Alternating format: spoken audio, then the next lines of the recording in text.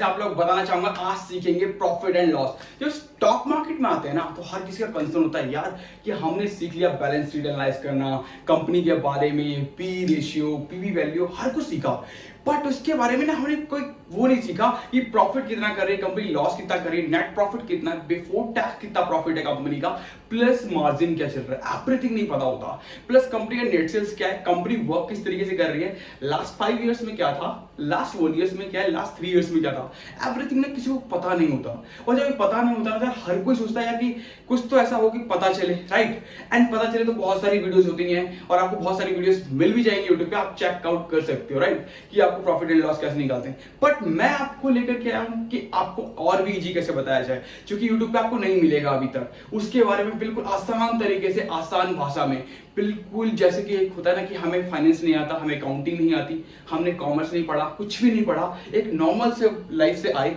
एक जो घर हमें बिलोंग करता है, मतलब मिडिल क्लास फैमिली में बिलोंग करते हैं, लोअर क्लास फैमिली बिलोंग करते हैं, वहां से और वहां से सीखा कि हमें कुछ पता नहीं था, बट लेकिन हाँ, हम 5th क्लास में भी एजुकेशन ले रहे थे, उसके बाद भी हमने लर्न कर लिया। इतने अच्छे तरीके से बताऊंगा, इतना इजी वे में कि आप प्रॉफिट एंड लॉस जान पाएंगे। आज तक प्रॉफिट एंड लॉस सुना होगा परसेंटेज निकालते वक्त, या फिर कोई आप एसएससी या फिर कोई गवर्नमेंट एग्जाम की तैयारी करते हो तो उस जगह पे तो बहुत ज्यादा प्रिपरेशन की होगी, बट मैं ऐसा कोई कैलकुलेशन नहीं बताने वाला हूं कि आपको प्रॉफिट एंड लॉस के लिए ये करना होगा, राइट। बिल्कुल सिंपल डेफिनेशन के साथ, बिल्कुल प्रैक्टिकल तरीके से बता करके निकलते चलेंगे, राइट। चलते हैं, कोई बात नहीं, अब चलते हैं ब्लैक बोर्ड पे और जानते हैं कि प्रॉफिट एंड लॉस होता क्या है। पहला पॉइंट देखो, नेट सेल्स, ठीक है।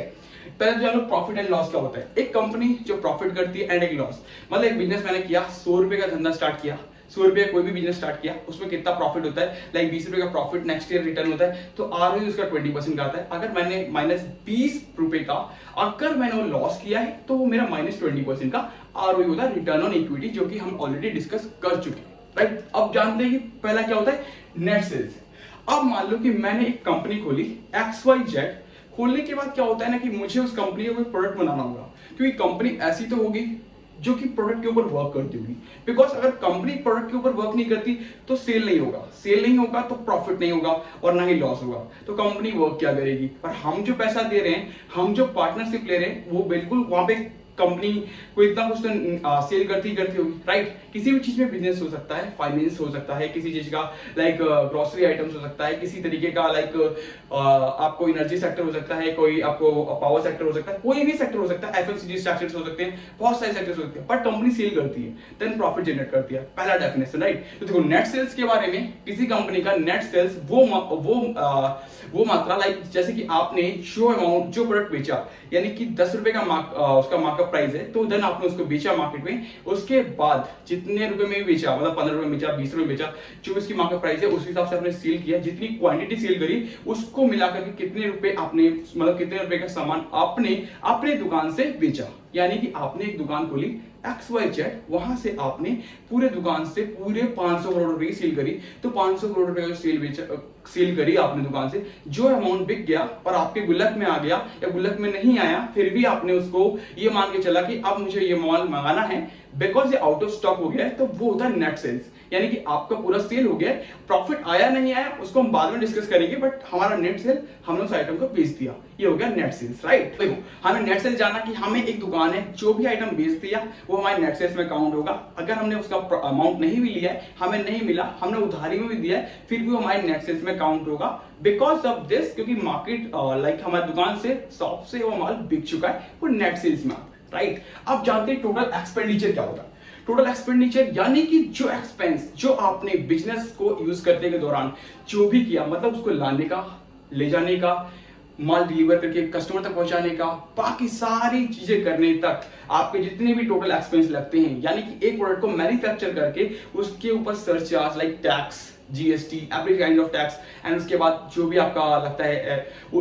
टैक्स लगने के बाद, उसके बाद जो आपको मार्केट तक डिलीवर करना, advertisement cost, marketing cost, social media cost, जो भी कॉस्टिंग होती है प्रोडक्ट की, वो प्लस में जो आपका जो अमाउंट होता है कस्टमर तक पहुंचाने तक का, वो सारा अमाउंट मिलाकर जो भी टोटल एक्सपेंस एक प्रोडक्ट को बनाने से लेकर के कस्टमर तक पहुंचाने तक का होता है, कस्टमर सर्व करना होता है, उस सारे प्राइस को मिला करके टोटल एक्सपेंडिचर काउंट होता है, राइट। ये आपको सेकंड पॉइंट समझ में आ गया होगा। हमने टोटल एक्सपेंडिचर समझा, नेट सेल्स समझा। अब राइट, हम सीखते हैं अपना ऑपरेटिंग प्रॉफिट का होता है। ऑपरेटिंग प्रॉफिट का मतलब क्या होता है बेसिकली ये जानते हैं, वो प्रॉफिट जो कंपनी ने अभी तक फाइनेंशियल्स एंड टैक्स के हिसाब से ना कमाया हो, बाकी जो भी कोर उसने काम किए हैं सारी चीजों से उससे प्रॉफिट कमाया हो। बेसिकली फाइनेंस मतलब क्या हो सकता है, कुछ भी चीज फाइनेंस किया हो उसके ऊपर नहीं कमाया हो, प्लस जो टैक्स हमने दिए उसके ऊपर कोई प्रॉफिट नहीं कमाया हो, उसको एक्सक्लूड करने के बाद जो भी अमाउंट बचता है उसको हम जोड़ते हैं ऑपरेटिंग प्रॉफिट में, राइट। तो ये 3 पॉइंट क्लियर हो गए। चौथा पॉइंट है हमारा प्रॉफिट बिफोर टैक्स, मतलब वो प्रॉफिट का अमाउंट जो कि बिना टैक्स के है,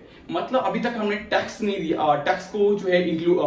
टैक्स को इंक्लूड करके रखा है, हमने टैक्स को एक्सक्लूड नहीं किया, टैक्स को नहीं हटाया उसमें से अपने प्रॉफिट के अमाउंट में से। यानी कि हमने एक 5 रुपए की वस्तु बनाई, उसको हमने मार्केट प्राइस में 10 रुपए का बेचा, प्लस उसमें जो भी टैक्स लगा सारी चीजें लगी वो हमने नहीं एक्सक्लूड किया, एंड उसके पहले हमने 10 रुपए जो सेल करा उसका टोटल अमाउंट यानी 5 रुपए की जो वस्तु हमने बनाई उसको टैक्स लगा, उस सारी चीज मिला करके उसको मार्कअप प्राइस हमने 10 रुपीज दिया, उसके बाद हमने सेल किया। तो उसके पहले मतलब अभी तक हमने टैक्स एक्सक्लूड नहीं किया, तो उतने से पहले का जो अमाउंट होगा यानी 10 रुपीज वो पूरा प्रॉफिट बिफोर टैक्स होगा, राइट। ये आपको समझ में आ गया, समझा प्रॉफिट बिफोर टैक्स, जो कि हमें विदाउट टैक्स को एक्सक्लूड किए हुए जो अमाउंट हमारा बनता है टोटल जो हमने बेचने के बाद पैसा कमाया ये अमाउंट, राइट। अब टैक्स, हम टैक्स उसे कहते हैं जो टैक्स हमसे गवर्नमेंट लेती है, एंड गवर्नमेंट लेने के बाद जो हम अमाउंट जो गवर्नमेंट को पे करते हैं वो अमाउंट होता है टैक्स, यानी कि प्रत्यक्ष कर जानते हो कि अप्रत्यक्ष कर जानते हो आप, राइट। तो ये इकोनॉमिक्स की परिभाषा है। पहली बात जो प्रत्यक्ष कर होता है वो ऐसा होता है कि जो अमाउंट आपसे डायरेक्ट सरकार डायरेक्ट बेसिस पे लेती है उसे प्रत्यक्ष कर कहते हैं। अप्रत्यक्ष कर जो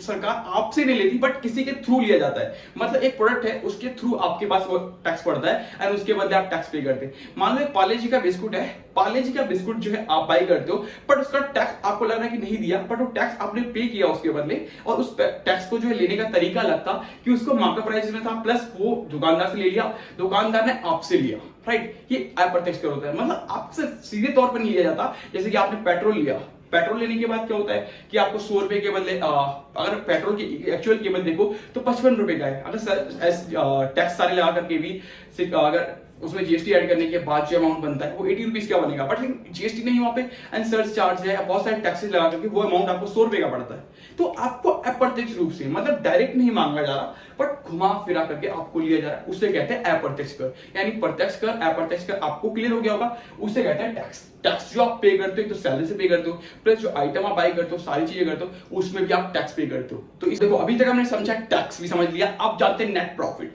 प्रॉफिट नेट वो होता है जो कि टैक्स को एक्सक्लूड करने के बाद जो अमाउंट हमने अर्न किया, यानी 10 रुपए पर बिस्किट के हिसाब से आपने अर्न किया, तो उसके बाद जो भी आपने 2 रुपए का टैक्स पे किया अपने वस्तु में, यानी 10 रुपए की वस्तु पे आपने 2 रुपए का टैक्स पे कर दिया, उस 2 रुपए को माइनस करने के बाद जो 8 रुपए बचता है आपका, मतलब सारे टैक्स को इंक्लूड करने के बाद सारे एक्सपेंसेस जो आपको अलग से लगे थे उसको एक्सक्लूड करने के बाद सारी चीज हटाने के बाद जो आपका नेट प्रॉफिट बचता है, जो आपकी एक्चुअल कीमत है, राइट, तो उसको कहते हैं नेट प्रॉफिट। यानी कि मान लो 10 रुपए की वस्तु हमने सारी टैक्सेस वगैरह सब कुछ लगा के लिए थे बट एक्चुअल प्राइस उसका 8 रुपए है, तो आपका 8 रुपए का जो नेट प्रॉफिट है वो एक्सक्लूड करने के बाद -2 रुपीज जो टैक्सेस का अमाउंट है वो माइनस कर दिया, उसके बाद जो 8 रुपए बचता है वो होता है आपका नेट प्रॉफिट, राइट। सारे डिस्काउंट काटने के बाद सारी चीजें खत्म करने के बाद जो अमाउंट 8 रुपए बचा वो आपका होता है नेट प्रॉफिट। इससे इस तरीके से कैलकुलेट करते हैं। लाइक पार्ले जी का बिस्कुट 10 रुपए का है, तो 10 रुपए का प्राइस जो हमने दिया उसके पीछे 2 रुपए का टैक्स लगा हुआ है,